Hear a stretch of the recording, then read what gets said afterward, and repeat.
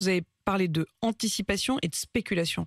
Est-ce que ça veut dire que l'inflation telle qu'elle est aujourd'hui a une part qui est une part de recherche de profit Oui.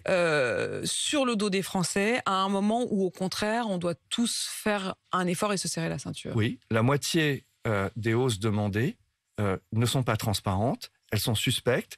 Et d'ailleurs, j'aimerais bien que les députés, une fois qu'ils aient fini leurs négociations pour les représentations à l'Assemblée nationale ou au Sénat, j'aimerais bien que les députés ouvrent une commission d'enquête sur les origines de l'inflation, sur ce qui se passe sur le front des prix, depuis les transports et le marché des matières premières jusqu'aux consommateurs, parce que ça nous aiderait beaucoup d'avoir cette obligation de transparence, y compris devant la puissance publique. Vous demandez, Oui. ce matin, Michel-Édouard Leclerc, une commission d'enquête sur vraiment l'origine suspecte, dites-vous, d'une partie de l'inflation. Est-ce que ça veut dire que vous considérez que si on regardait vraiment de plus près les causes de l'inflation, on réussirait à la réduire en quelque sorte, puisqu'on mettrait les différents acteurs devant leurs responsabilités en disant bon, là, vous avez tenté d'augmenter vos marges, de spéculer, et ça n'est pas juste. Non, et vous voyez, ça concerne surtout les grandes entreprises internationales, des marchés internationaux.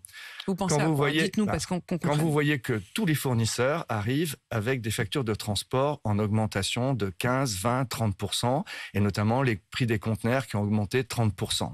Mais qu'en même temps, vous voyez que les sociétés de transport sortent des bénéfices par milliards l'année dernière, on voit bien que c'est pas l'indisponibilité des conteneurs qui a fait que ce qui est rare est cher. Donc là, vous pointez du doigt la responsabilité des entreprises de transport. Les entreprises de transport. Après, quand vous avez des fabricants de produits à base de chocolat et de cacao qui vous invoquent l'Ukraine pour une augmentation de 15% de tarifs sur de la confiserie, sur des barres chocolatées. Vous parlez de Nestlé ? Je parle de Nestlé, je parle de Mars. Il faut quand même pas déconner. On est sur l'autre continent pour le chocolat et le cacao. Donc, on peut comprendre qu'il y ait des hausses d'énergie, qu'il y ait des hausses de coûts de transport, mais ça n'a rien à voir avec ce qui se passe en Ukraine, avec n'importe quelle perturbation. L'Ukraine a un peu bon dos, quoi. L'Ukraine a bon dos.